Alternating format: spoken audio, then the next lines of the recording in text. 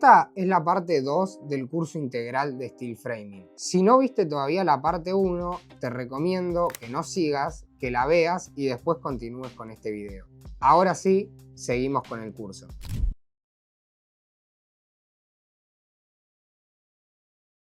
Vamos a seguir con lo último que queda. Queda ver lo que es encuentro entre paneles, piezas especiales y rigidización. Vamos a empezar. Los encuentros entre paneles, vamos a tener distintos tipos de encuentros. Obviamente que van a estar en función de qué sea lo que tengamos que vincular o cómo sean los encuentros. El encuentro más común es el encuentro que ven por acá, que es el doble, que es generalmente cuando se encuentran dos paneles.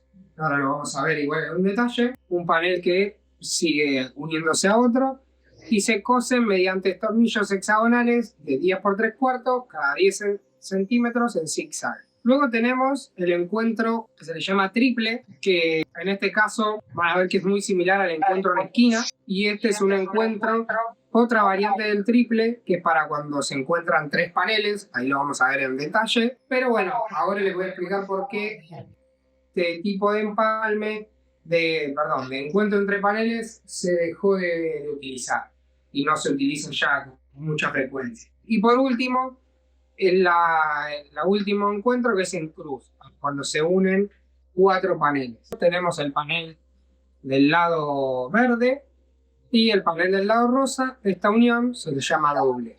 Luego tenemos la unión en esquina, que es cuando se encuentran dos paneles en esquina. Vamos a tener adicionalmente dos perfiles más para conformar esta esquina, por lo tanto esta esquina va a quedar como una especie de columna. Esto se cose todo con tornillos hexagonales. Pero bueno, ustedes acá me podrán decir que hay muchos perfiles que capaz que son innecesarios y demás, y en cierto punto a nivel estructural es posible que algunos en ciertos casos no sean necesarios, pero esto es lo que va dándole rigidez al proyecto, y acá empiezan a aparecer perfiles que son necesarios para también los revestimientos posteriores del proyecto. Por ejemplo, tenemos de cuenta que este sector es el lado interior.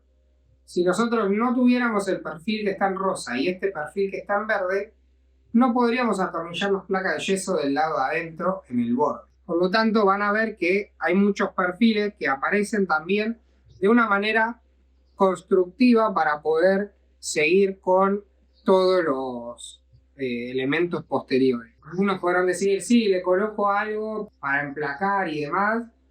Termina siendo más costoso y lleva más trabajo a una pieza sea que terminar colocando algún perfil adicional. ¿La unión en esquina funciona como columna o hay otra forma de hacerlo? Sí, funciona como columna. Van a ver que en las esquinas siempre vamos a tener un anclaje HTT, que es el que soporta el viento y las cargas a tracción. Por lo tanto, las esquinas nos sirven que queden así como columna. Igualmente, no hay otra forma de hacerlo. Si vos podrías poner un solo perfil, pero después te queda mal el atornillado de este sector y terminas después teniendo fisuraciones en la esquina y demás.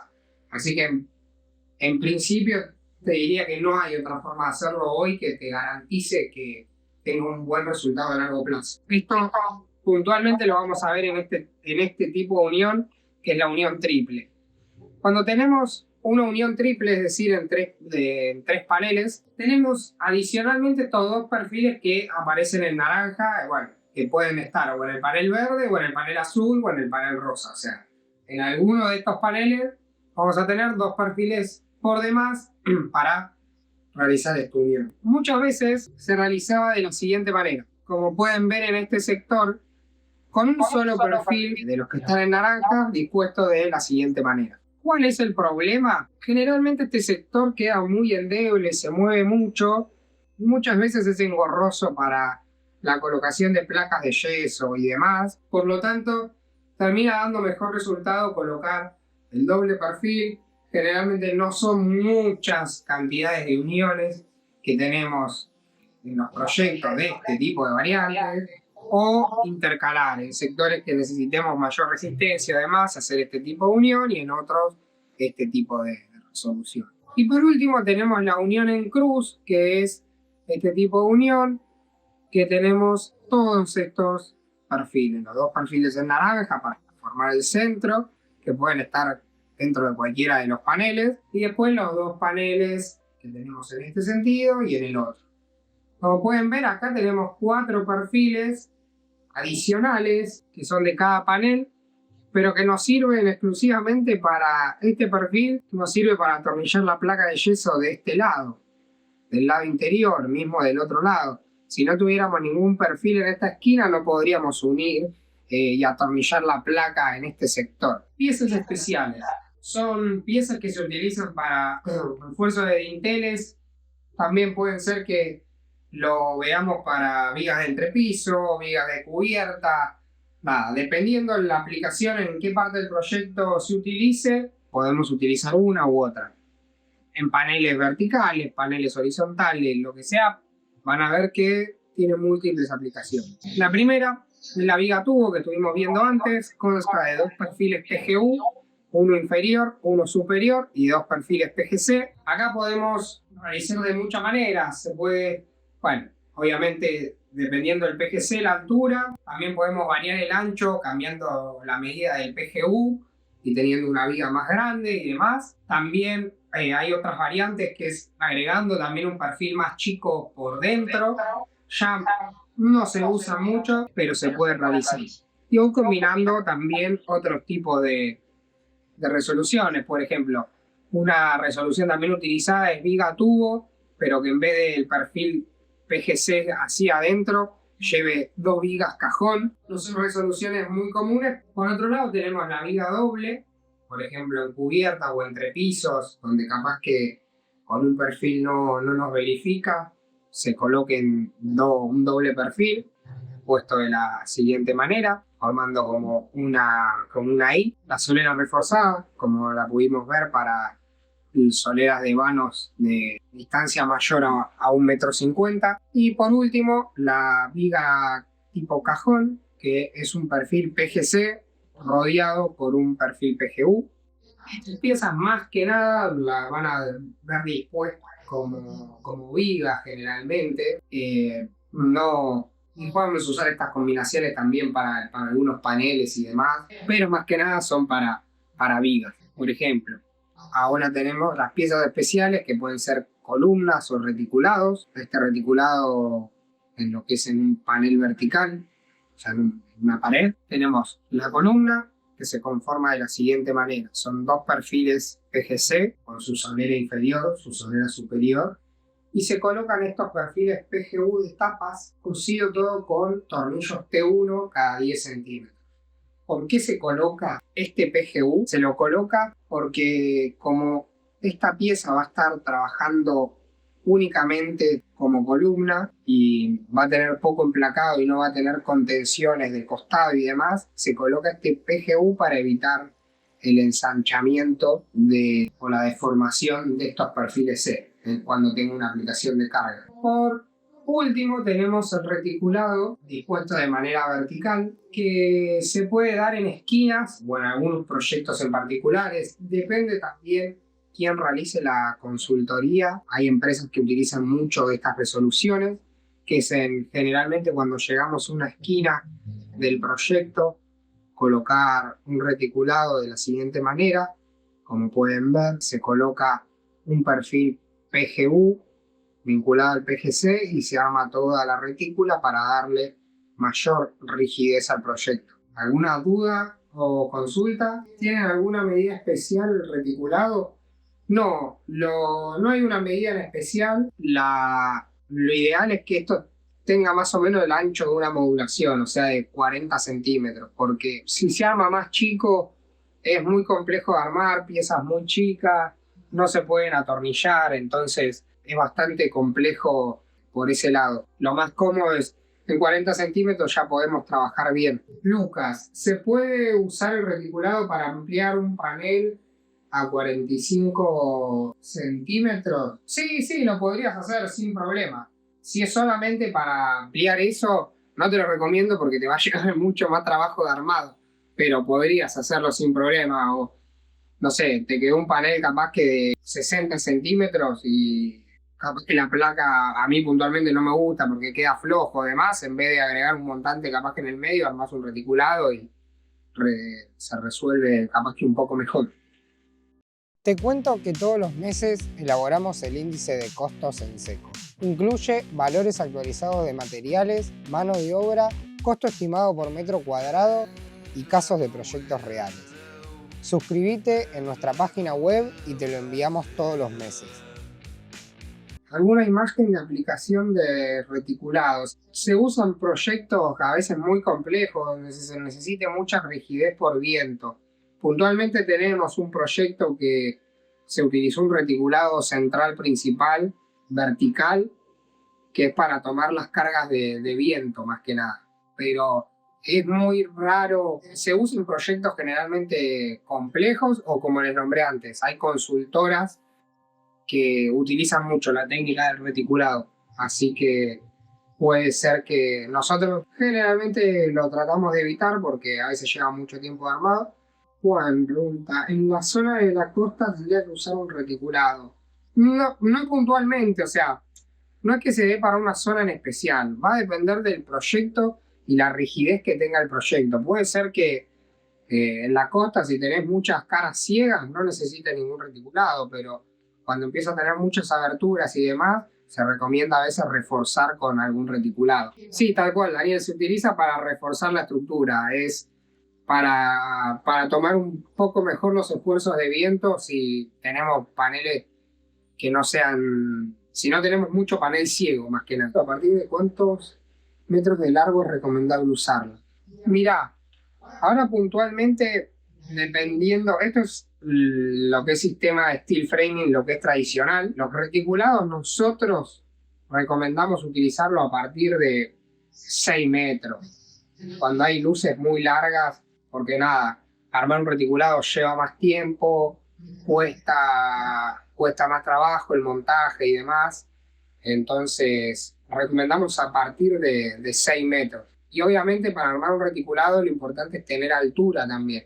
Si el reticulado no tiene altura, es más complejo. ¿Qué opinás sobre el reticulado en las esquinas, dentro del mismo panel, de la misma vivienda?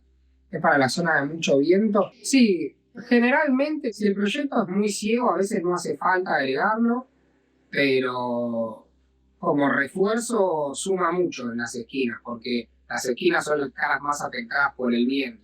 Como les decía, también va mucho en el calculista y demás. Hay algunos que les resulta mejor ser reticulados o, a ver, nunca están de más. Si se pueden hacer, no son malos. Muchas veces también piensen que se realizan porque hay mucho recorte de perfil, capaz que en obra, y para aprovechar esos recortes se refuerza la estructura haciendo los reticulados. ¿Alguna duda? El ángulo del reticulado. Mirá, no hay ninguno en especial. Lo ideal siempre para que un reticulado funcione de manera óptima serían 45 grados. Pero mientras esté entre 30 a 60, de 30 a 60 grados, trabaja perfecto. Rigidizaciones. ¿Qué tipo de profesional es el calculista? ¿Hay algún curso? Dependiendo del tipo de proyecto, pero los habilitados para poder hacer cálculos estructurales acá en Argentina son maestro mayor de obra, arquitectos o ingenieros civiles. Alguna de esas tres personas tiene matrícula y está avalado para poder realizar. Es decir, que si te hace un cálculo, podría firmarte el mismo. Y no, generalmente hay cursos de cómputo y capaz que de predimensionado, pero para calcular hay algún que otro curso de cálculos estructurales, pero ya es un tema muy complejo y que requiere cierta capacitación alta previa. Vamos a comenzar con rigidizaciones. Es algo muy, pero muy importante de lo que es el sistema constructivo, debido a lo que nombrábamos antes, que es un sistema altamente capacitado para tomar las cargas estructurales gravitatorias, pero no son capaces de tomar las cargas horizontales o de viento por sí solos los paneles. Si bien los vamos a tener anclados a la fundación y demás, por las solicitaciones y esfuerzos horizontales que tengamos, el panel va a tender a deformarse, ya sea por dichas cargas de vientos o cargas sísmicas. Esto lo que va a realizar es que la estructura se deforme demasiado, tenga movimientos innecesarios. Que a veces, a ver, un movimiento no quiere decir que tenga riesgo de que que se caiga la construcción, pero a ver, tenemos que tener una obra rigidizada para que no tenga movimientos, porque también cualquier movimiento que pueda trasladar no va a ser de manera a corto plazo, sino que puede ser a un plazo más largo y que pueda producir algo tan sencillo como una filtración en un techo. O sea, si nuestra estructura se mueve, no está bien rigidizada, o sea, a la larga nos puede traer una patología como una filtración.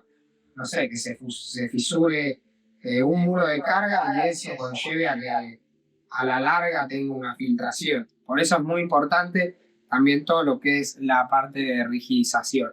Hay dos tipos de rigidizaciones. Pueden ser cruces de San Andrés mediante flejes metálicos o diafragmas de rigidización que pueden ser, como se ve bien en la imagen, una placa OSB o multilaminado fenólico de 5 capas.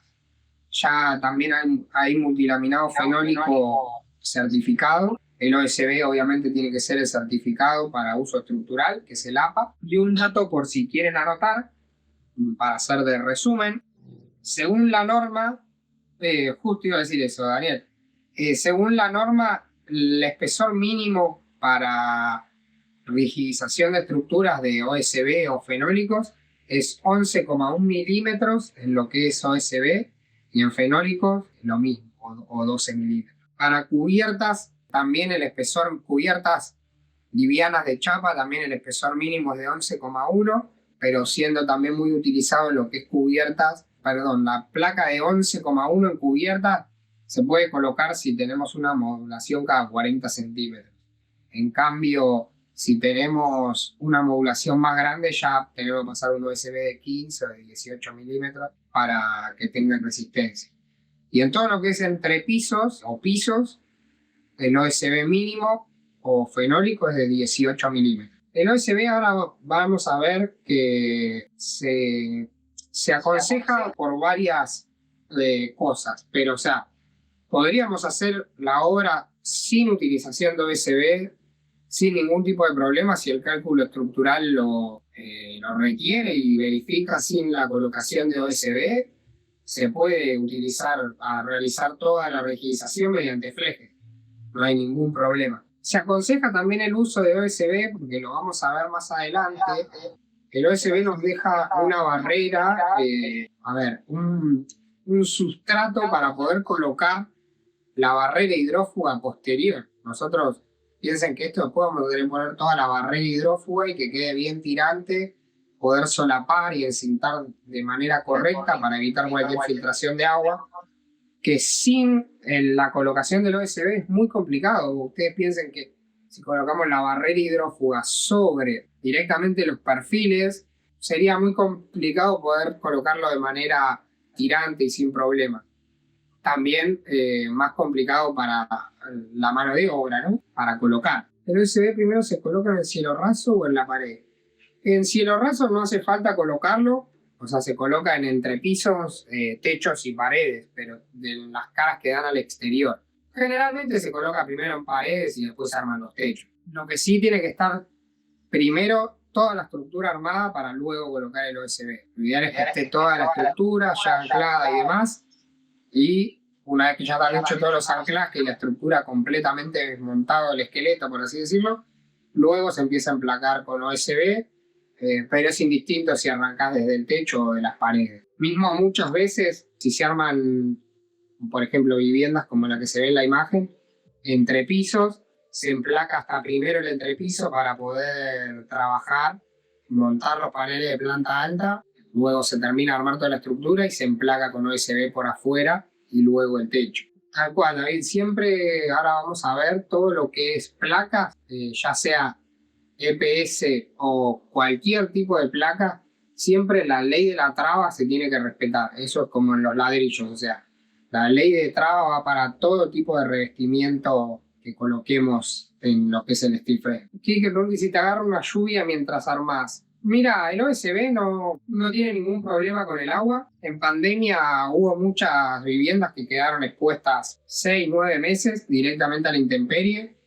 Y en los casos más extremos, te hablo de obras capaz que 6 meses de exposición al aire libre y demás, al agua, todo.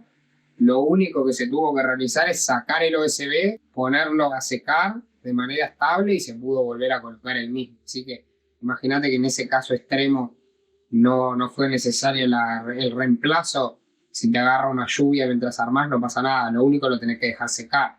De 2 días que le dé el sol y demás, que lo seque bien, para que no te quede la humedad contenida adentro, no hay ningún problema. Se recomienda, como dije antes, la colocación del OSB para poder trabajar tranquilo después en el techo, poder caminar sin problema, colocar la barrera hidrófuga de manera correcta y que no te quede mal solapada y problemas de filtración. Eso es una barrera más que tiene un aporte estructural a la rigidización muy grande, sobre todo pensando a largo plazo. Todo lo que vas a conocer en este curso también lo encontrarás en Enseco Materiales. Contamos con venta mayorista y minorista de materiales para la construcción en seco, revestimientos, pinturas, membranas, herramientas y mucho más. Envíanos tu listado de materiales por mensaje de WhatsApp al número que te dejamos acá abajo.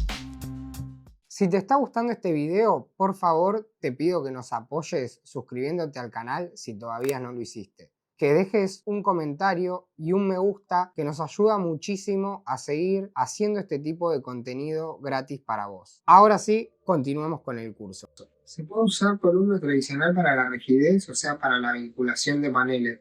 ¿A qué llamas columna tradicional? ¿De hormigón o de hierro? Sí, se puede mixear cualquier tipo de sistema constructivo, hormigón o estructura metálica pesada para aumentar la rigidez. No hay ningún problema. Nosotros tratamos de esas instancias llevarlo a lo último. O sea, si vemos que se puede evitar, es mejor porque el montaje va a ser más sencillo y se resuelve, capaz lo resuelve el mismo equipo de estileros. Si se empiezan a mezclar los sistemas, salvo que sea completamente necesario o el proyecto amerite eso, si se puede resolver en estilo es mejor. La plomada de las columnas. Hay que tener en cuenta también que en steel frame estamos hablando de un sistema constructivo muy, pero muy milimétrico, donde otros rubros capaz que no trabajan con la misma precisión con la que trabaja el steel frame. Por ejemplo, en hormigón, no sé, un fuera de plomo o una panza de 1 centímetro, a veces no pasa nada, está bien, pero si vos tenés que armar algo en estilo y tenés ese cierre, esa falsa escuadra, lo que sea de 1 centímetro, te traslada muchísimos errores y demás. Sobre todo si tenemos una ingeniería con los paneles ya armados, es nada, montar, desarmar, acomodar, termina llevando más tiempo ese trabajo posterior y de rearmado que propiamente lo que llevó a armar el panel de forma correcta. Eso pasa mucho. Por eso lo que nombro siempre es resolver el proyecto de antemano. Lleva más tiempo a veces desarmar un panel para acomodar una ventana que armarlo de cero. O sea, capaz que perdés medio día por acomodar un panel 3 centímetros con una abertura y nada. Capaz que, no sé, en medio día armabas todos los cielos rasos. O sea, a ese nivel. No, mira, no hay ningún producto para unir. Se deja la luz de 1 centímetro y después con la placa pasás por adelante y lo tratás de absorber o se coloca algún perfil de junta también para evitar la fisuración entre los dos materiales. En la diapositiva que estoy mostrando van a ver la deformación que presentan los paneles a la hora de recibir una carga de viento o una carga sísmica. Van a ver que la aplicación es de manera horizontal, por lo tanto los perfiles se tienden a deformar de esta manera. Cuando sigue la aplicación de la carga, van a ver en este recuadro cómo este fleje empieza a tomar ese movimiento de que nuestra vivienda se quiere ir como si fuera para el fondo.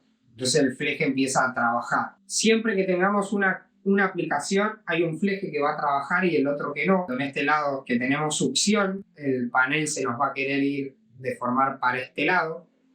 Por lo tanto, tenemos este fleje que va a trabajar de manera traccionada y el otro fleje no va a estar trabajando.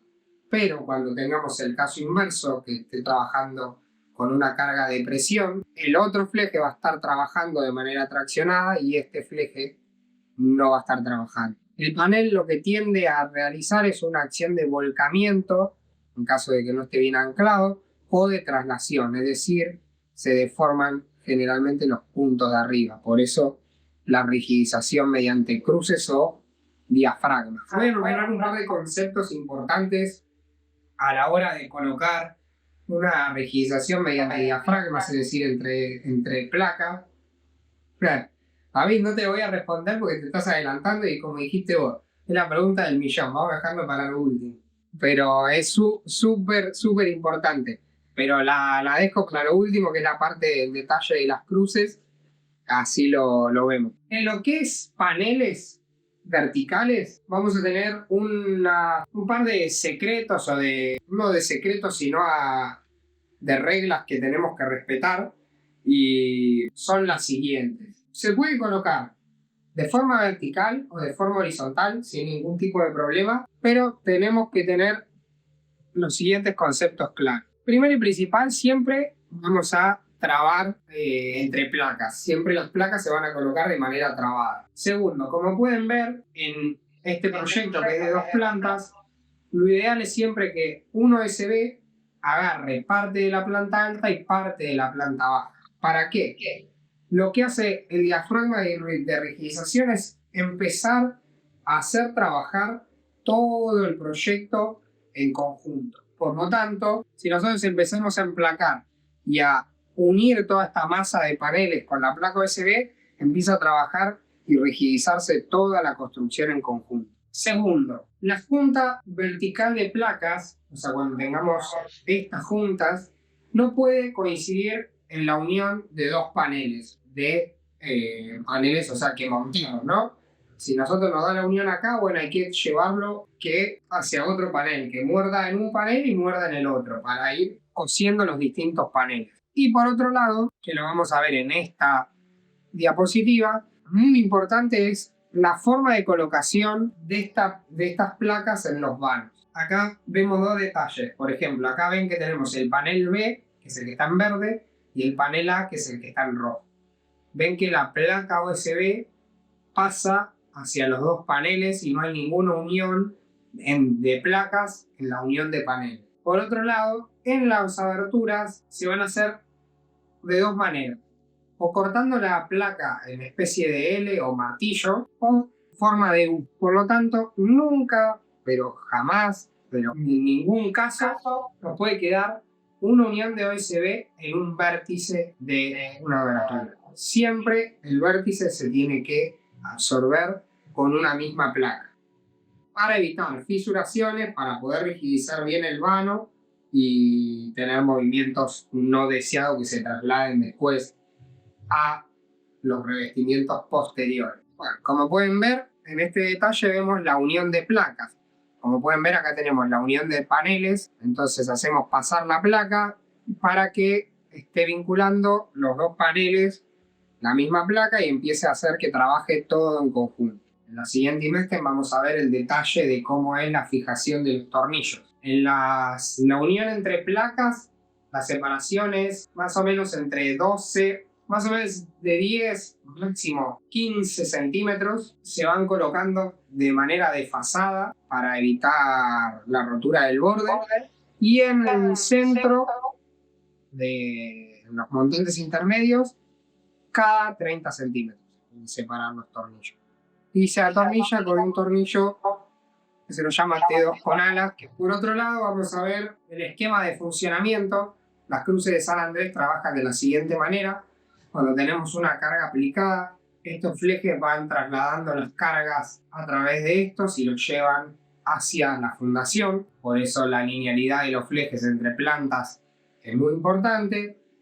Muchas veces van a haber en proyectos que no se puede dar, por eso muchas veces se aconseja la utilización de OSB, porque como pueden ver en el siguiente diagrama, ven cómo funciona la placa de rigidización. La placa de rigidización va llevando todo el esfuerzo que pueda haber por un esfuerzo lateral por todos los montantes y llevándolo hacia la fundación de una manera más uniforme. Bueno, ya pasando a la parte de cruces de San Andrés, vamos a ver la consulta ahora que decía David. Los cruces de San Andrés tienen varios secretos o particularidades para que puedan funcionar de manera correcta.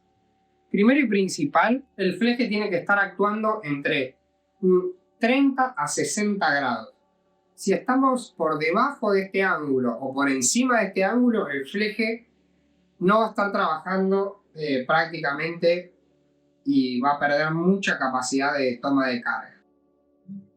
Tiene que ir vinculado siempre a los extremos mediante una cartela o algún elemento que permita una fijación firme del fleje. No lo podemos agarrar directamente a los montantes. En los extremos donde se coloca la cruz de San Andrés tiene que haber un doble perfil por el esfuerzo que genera este fleje a la hora de que empieza a actuar y vinculado con un anclaje HTT con varilla enroscada, como pueden ver acá en este detalle, hacia la fundación obviamente. Ambos flejes deben estar colocados de manera, primero se colocan con una tensión manual muy grande. Este fleje nosotros tenemos que lograr que no se despegue de la estructura. Se logra una tensión manual grande y luego se coloca este tensor, que es la pieza que pueden ver acá, de la siguiente manera. Se pasa el fleje por delante del tensor, se empieza a apretar, entonces el fleje se mete para adentro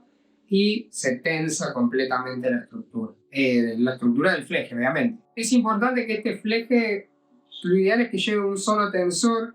Por eso es importante que la tensión manual sea muy buena. En todo caso de que no se pueda realizar con un tensor, se puede agregar un tensor extra, pero no es lo ideal. La cartela se vincula a la perfilería del panel y el fleje se toma directamente a la cartela con mínimo 15 tornillos hacia la cartela. ¿Cuánta es la distancia de la separación de la cruz entre los perfiles? ¿En qué sentido la separación de la cruz? ¿La distancia máxima para que se te cumpla el ángulo, decís? Walter, si tenés una ventana con las cruces, generalmente cuando tenés un panel con ventana no la podés hacer, por eso se termina utilizando otra de las cosas por la cual utilizar OSB, es porque te ayuda a rigidizar los paneles que tienen aberturas, porque al tener aberturas es casi imposible poder colocar las cruces. Manuela, consulta. En una obra sí o sí tiene que tener una cruz o se puede omitir y con las placas bastan. Hay obras que no hace falta la colocación de las cruces, se puede hacer todo con OSB. Lo ideal es complementar los dos sistemas igualmente, porque tengamos en cuenta también que el OSB es una placa, más allá de la certificación estructural que tenga, es una placa que si tenemos alguna patología de humedad o lo que sea, se puede deteriorar y a la larga desgranar lo que sea o perder efectividad. Por eso lo ideal es tratar de complementar los sistemas. Pero a veces en proyectos muy chicos las cruces de San Andrés no hacen falta y con el OSB se resuelve. Elvio consulta, si hay abertura se cambia por reticulado y generalmente si tenemos una abertura se pueden reticular los bordes de la abertura para mayor resistencia o capaz que con el OSB exterior basta. O si no, también lo que muchas veces se hace, si necesitamos más resistencia, de última al panel que tiene la abertura, tanto del lado de afuera como del lado de adentro, se lo emplaca con OSB. ¿La cruz de San Andrés siempre va vinculada a los anclajes? Sí, tal cual. La cruz de San Andrés siempre tiene que, en la parte cuando está en contacto con la fundación, llevar a un anclaje. Las cruces de San Andrés que estén en niveles superiores tienen que transmitir la carga a la cruz de abajo o alguna viga tubo que derive la carga y demás, pero sí tienen que terminar en un anclaje. Todo lo que compartimos en este curso tiene un objetivo formativo: ayudarte a entender el sistema y tomar mejores decisiones. Pero cada obra necesita un análisis específico. Si sos arquitecto, desarrollador o constructora y estás desarrollando un proyecto, nuestro equipo puede acompañarte con el cálculo estructural, la ingeniería de detalle, el cómputo de materiales, la documentación técnica y la revisión integral del proyecto con auditorías y seguimiento de obra. Escribinos a tecnica@enseco.com.ar y contanos qué estás por construir. Y David, no, o sea, en cuanto a costo no sería una recomendación porque te incrementa un poco el costo de obra, pero en cuanto a eficiencia de rigidización térmica para la colocación de muebles y demás, te podría decir que sí, sería recomendable colocar USB en la parte interior también. Los flejes de las cruces se colocan en la parte interna del panel. Mira, generalmente en caso de que la ingeniería indique que va a cruz de ambos lados, como nosotros en la cara exterior damos como por sentado o confirmado que se va a colocar USB, el fleje se coloca solamente de la cara interna. Por una cuestión de que es más sencillo, trabajamos desde el lado adentro, no tenemos que estar capaz que si es una obra alta armando andamio y demás para armar la cruz, y se arma del lado adentro también para que ambas caras estén complementadas, una cara con USB y la otra con fleje. No, Jonathan, el anclaje tiene que ser sí o sí químico. El mecánico no es apto para lo que es la toma de carga de cruces, porque el mecánico toma muy poca carga al lado del otro. David, ¿no molesta la colocación de la placa de yeso?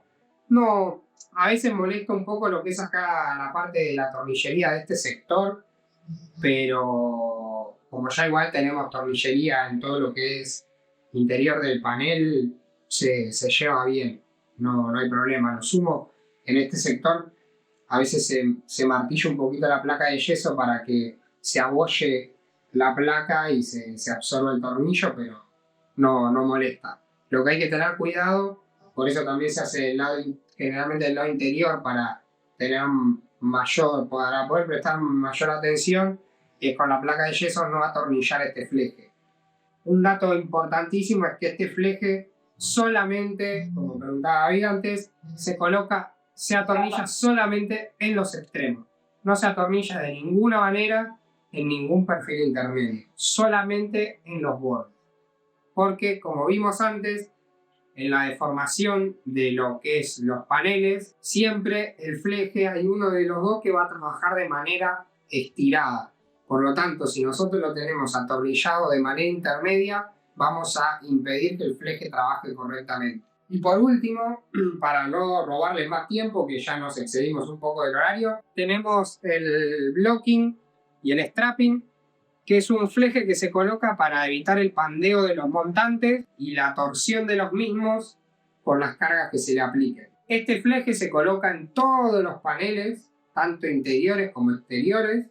En los paneles exteriores, como del lado afuera tenemos el OSB, no se va a colocar, solamente lo vamos a colocar de la cara interior, pero en los paneles interiores lo vamos a colocar de ambas. Se coloca, si son paneles hasta 2,70 metros de altura, se puede colocar un solo fleje a 1,30 metros. En caso de que tengamos mayor altura de panel, se va a colocar a una distancia máxima de 1,30 metros. Nosotros recomendamos a 1 metro por un tema de facilidad de trabajo en obra, una medida más sencilla de acordarse y demás, sobre todo para los que están montando. Y se coloca en todos los montantes y este fleje sí se atornilla en todos los perfiles. Y se coloca en los extremos, como pueden ver, y cada 3 metros de longitud. Por ejemplo, tenemos una pared de 6 metros, vamos a colocar en este extremo un bloqueo sólido que se llama blocking, a los 3 metros otro igual, y en el otro extremo vamos a colocar otro de estos. Que esto es un PGU, como pueden ver en la imagen, con el corte como hacíamos en los vanos, y se coloca un perfil PGC del lado adentro para poder vincular este fleje y evitar la rotación de los montantes. Tal cual, Walter. Esto se combina con la Cruz de San Andrés. Este fleje, aunque parezca poco importante, es uno de los flejes más importantes del sistema. Este fleje evita que estos montantes roten y es el fleje que evita la fisuración de las placas de yeso en paredes. Van a ver cuando este fleje entra en aplicación cómo cambia notablemente lo que es la estructura. El montante queda completamente inmóvil, sin ningún tipo de rotación que permita la flexión y la fisuración de las placas de yeso. También esto se hace en cubiertas y en entrepisos. Pero este fleje es importantísimo para mejorar la carga de los montantes, la toma de carga de los montantes y evitar cualquier fisuración de las placas de yeso. Muy bien, ¿alguna duda, consulta de toda esta parte? De este bloqueo principalmente, de lo que son cruces. El fleje se coloca en interior y exterior. Y Jonathan pregunta, ¿el fleje tiene algún espesor en particular? No, Jonathan, mira, depende del fabricante, puede variar la altura y demás, pero el espesor mínimo es de 0,9 milímetros para que tome las cargas estructurales. Hay flejes más finos, pero no se recomienda el uso. Es preferible usar del mismo espesor de chapa, de 0,9. Pero bueno, en obras de mucho viento puede ser que el fleje tenga que ser doble o más grande o más grueso. Andrés consultaba, el fleje se coloca en interior y exterior. En los paneles que dan al exterior, como si vamos a tener colocada placa USB, el fleje este strapping lo colocaríamos solo del lado interno. En cambio, en las paredes interiores, que no vamos a tener USB de ningún lado, se coloca en las dos caras. El USB ayuda tanto para como el uso de la Cruz de San Andrés y también para evitar el uso de este fleje. Por eso la consulta que hacían antes de si se recomienda colocar USB del lado interior no sería malo porque ayuda muchísimo a la resistencia, a la rigidización de la estructura y a evitar cualquier tipo de deformación. Juan, no importa si es panel portante o no portante, se utilizan todos los paneles porque evita que el montante se rote, o sea, que tenga este movimiento que se te puede dar mismo cuando estés atornillando las placas de yeso. Cuando vos estés haciendo fuerza para atornillar, el montante se va a mover. Lo que haces con este fleje es evitarle cualquier tipo de movimiento y que quede recto. Entonces va a quedar recto para siempre y no te va a trasladar ninguna fisuración o movimiento a la placa de yeso, que después se te va a marcar la placa o lo que sea y va a quedar una patología futura. Muy bien, si no quedan más consultas, los despido. Que tengan muy buena jornada de lo que queda del día. Muchas gracias por todo. Buenas noches.